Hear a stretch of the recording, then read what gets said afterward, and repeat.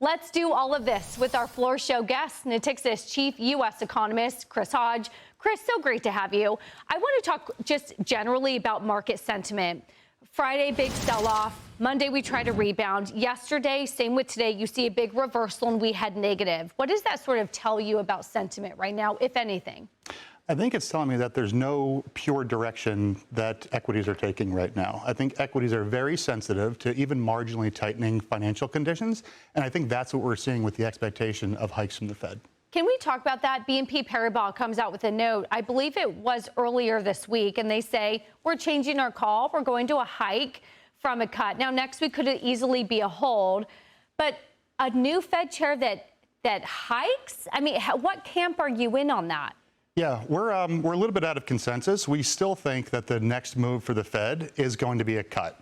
We're less certain about the timing of that, but we do think that overall, higher energy prices, higher tariffs, these are taxes on consumers. And real wages have contracted year over year. So you have a weaker, softer consumer sector overall. Productivity gains are still very high, so there's really not the need or even the ability for businesses to pass along additional price increases. So we're cautiously optimistic that inflation stays fairly well contained, and the next move will be able to be a cut.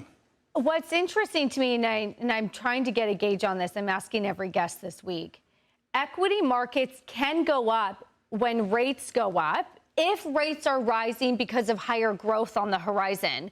But I guess I'm asking you, why are rates rising? Is it because higher inflation, and then is that more of a headwind to equities? How do you think about sort of that input cost of a 10-year yield into sort of a dividend discount model on the way I value an equity today? Yeah, I think it's a combination of a lot of factors, but I think, one of the major ones is this expectation that inflation is going to stay sticky, that there's not going to be any sort of diplomatic off-ramp with Iran, and that energy prices are elevated, and the Fed is going to be forced to hike. Now, I don't think the Fed is going to take that step. If you look at 2 to 4 year inflation expectations, those are still pretty well anchored for the Fed.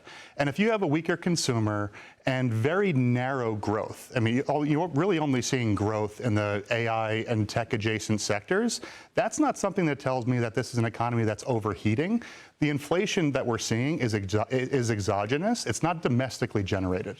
You say the consumer is weak, and I hear you, but if the top, let's talk about this K-shaped economy. The upper K has the propensity to consume. They're the ones that are doing the consuming.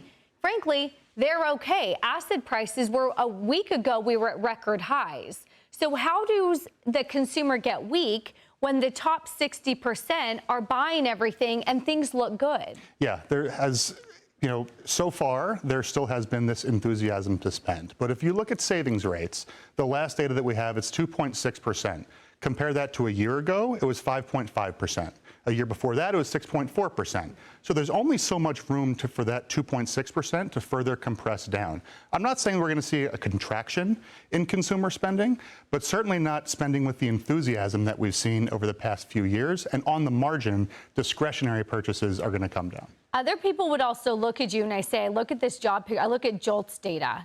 I'm looking at Indeed puts out a listing of software jobs. Software jobs are up since AI was introduced. More jobs are open than there are people. What do you say to that?